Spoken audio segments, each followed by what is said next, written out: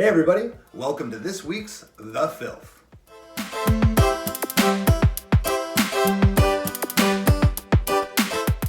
Well, good question. No disrespect to the bands I'm about to mention, but there have been a couple that had really massive hits at radio.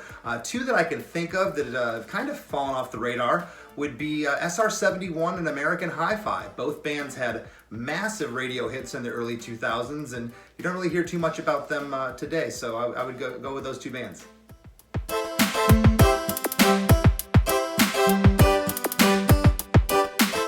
Hey Amanda. Well, to be honest with you, Ben Carr is definitely my favorite skanker.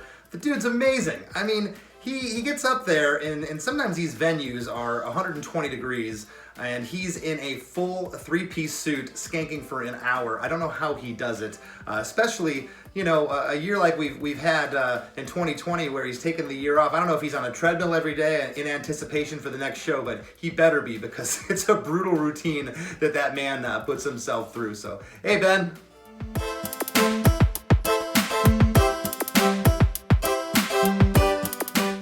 Well, Tyler, I've mentioned this before, I think on The Filth. I am Michigan born and bred. I was actually born in Livonia, Michigan at St. Mary's Hospital. No one cares.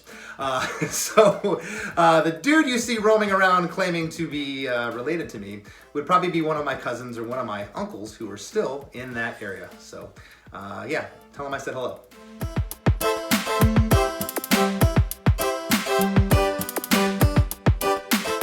Well, this is kind of a two-part answer.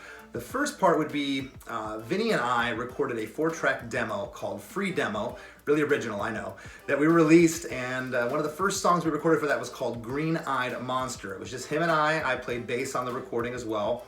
When we got Roger in the band about a year later, and we really became less than Jake, I would consider, the first song we recorded was a song called Last Train that was never released on an album. We did put a 7-inch record of it out, so Last Train.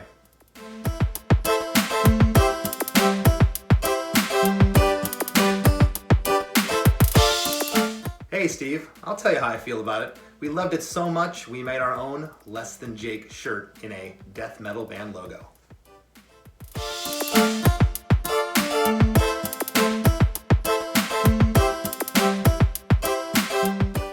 Hey Maxime, good question, and yes I have. We did a record with Mike Park back in 1995, Vinny, Roger, and I, called the Bruce Lee Band, and Roger and I sung in Korean poorly on that record. The Bruce Lee Band's self-titled album, you can hear me singing really botched Korean.